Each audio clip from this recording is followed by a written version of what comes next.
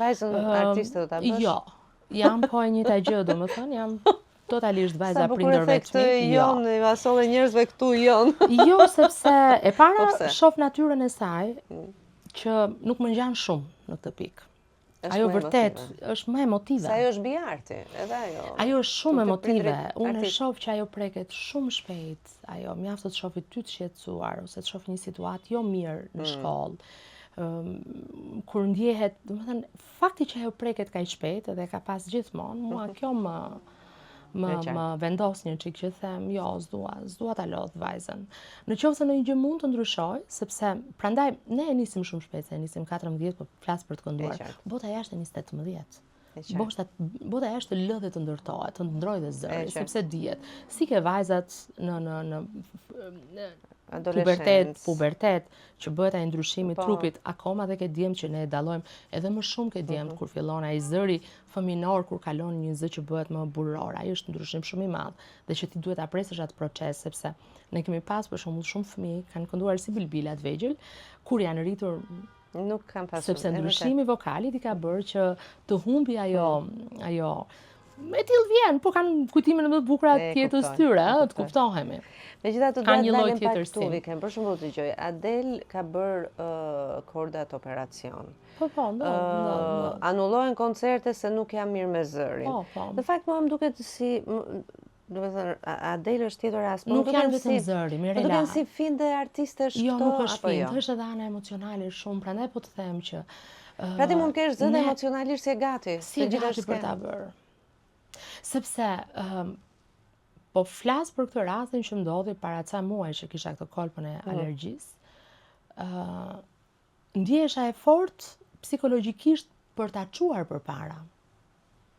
Sepse thoja e ke forcën, është forca pjekuria moshës, e gjitha dhe thoja, unë këtë do ta ha me dhëmb, se ne themi këto gjërat. Po. Këto gjërat që unë këtë ta lë, jep vetes, ja thua vetes non stop, unë këtë ta bëj. Do ta bëj, kam darë mendje do ta bëj. S'ka zë, do ta bëj. Dhe të del, dhe të kur normalisht ti je shef një bulës, ti e kupton. Kuptoj deri ku. Deri ku mban ti e kupton se ti je shef kur ai gjëja nuk funksionon, ti as flet dot ajo, s'ka kuptim. Por ti je shef që kjo gjë është një gjë që mund të shkojë. Por duhet ta kesh nga ana psikologjike, emocionale, po psikologjike se truri jep çdo komand të mundshme deri për të ngrënë, deri për të. Si je ti kaq e fortë në art, se arti është me intriga të forta thonë. Edhe televizioni mund të ketë, edhe çdo profesion mund të ketë. Po të flasësh me mjek, thonë, hajde të flasësh, të tregojmë në industrinë tonë. Po të flasësh me biznesmen, hajde të flasim për këtë industrinë tonë. Me bankier, hajde të flasim çik për luftën, etj. Por arti historikisht, se për shembull unë di historinë e Vincenzo Bellinit, e Berliozit, Beethoven, Mozart, dashurira të mëdha, urrëtie të mëdha, Salieri për Mozartin, ne shkatroi thonë mediokriteti, të gjitha gjërat, domethënë e dim. Edhe i dim edhe se historira të bukura, jemi frymëzuar dikur, kemi parë filma, kemi lexuar libra. Ti si Adele që e kaq e fortë dhe thua edhe me çerek zëri del, këndon, se merr vesh njëri të Duart Rokasin, jevi Kena Kamenica. Çfarë ndodh? Çfarë procesi ke ti? Së është procesi, është forma e rritjes. Dhe prandaj ta thash dhe që në fillim, fati e deshi për 1001 arsye, sepse kanë qenë shumë arsye të forta që unë duhet nisja edhe të punoja aq herët.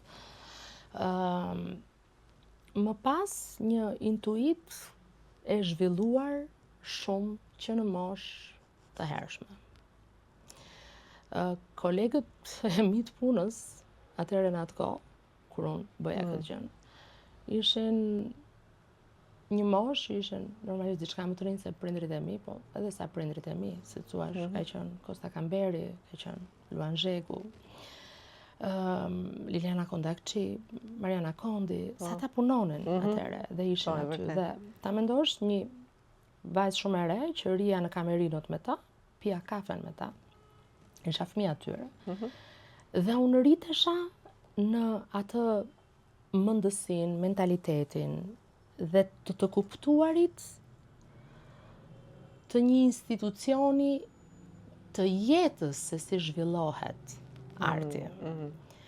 Si thua, kam marrë atë shkollën e parë që prindrit nuk ma jepnin dot, sepse ti ke marrëdhënie tjetër në shtëpi. Ti në shkollë nuk e merrje kurrë nga moshatarët e tu. Dhe ty të vinte në një formë graduale, por ishte edhe një kovlerash, sepse këta ishin artistë vërtet konfirmuar dhe sot e kësaj dite janë ngelen figura shumë të rëndësishme. Dhe kishin shënjuar shumë mirë. Dhe unë atëre në mënyrë të pandërgjeshme, mua më futesh e kjo gjë. Dhe më vazhdoj dhe më tepër, nisa atëre, ka qenë bumbumrumi i parë. Marrëdhënia me njerëzit në një orar që dilnin nga vetja, që do të thotë mbaronin punët, vinin aty. Ishin gjithë njerëz më të mëdhenj se unë në moshë. Dhe është një pjesë që ty të fillon të zhvillohet dhe intuita, ai karakteri jot, në mënyrën se si ti e ndërton. Por dua të them, kjo është që më mësoi, më bëri shkolla e jetës është për të thënë kjo. Më ndërtoi për të kuptuar dhe më vonë. E qartë. Për të kuptuar deri ku duhet isha dhe ku duhet largohesha. Për të mos i rënë dhe murit me kokë. Ti kur shef një gjë, jo se unë nga vështirësitë të riqesha, absolutisht, po dija si duhet të depërtoja. Dhe sa duhet të depërtoja. Se jo çdo ambient të shijoti, jo çdo gjë të përket ty. Jo ti meriton çdo gjë. Të kuptohemi. Kështu që të qenurit me këmbë në tokë në mënyrë të pathënë, të pashkruar, të paartikuluar, më ka mbajt në ca raporte që kam arritur t'i them vetes, okay, kam kaluar dhe kaloj një jetë profesionale, artistike, po dhe shoqërore, të balancuar. Pa diskutim që ekzistojnë bryllat, pa fund. Mediokriteti, pa fund. Po jetojmë kohë mediokriteti. Po jetojmë në kohë që shkelen vlerat. Po jetojmë në këto gjëra. Po jetojmë atë kohën që se ke vlera nuk kanë besim ke ty, që do të thotë, është ajo frika, sepse varet kush kërketi. Do të thënë, i kemi këto raportet ndonjëherë që i ndjen si frustracion, por ajo që i kam kërkuar vetes, prandaj them është një punë që ti bën me veten tënde, është që vërtet më vjen ajo gjëja përballë, Mirela, por filloj të vë dhe ty pak në diskutim brenda vetes time dhe të kuptoj pse ti po e bën këtë sjellje me mua. Deri diku. E qartë. Pse të ka çuar që të sillesh kështu me mua ose, E kuptoj.